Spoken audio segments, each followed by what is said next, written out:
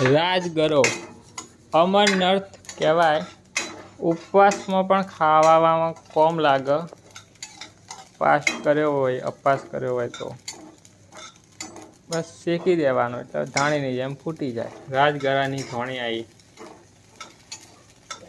રાજગરા 8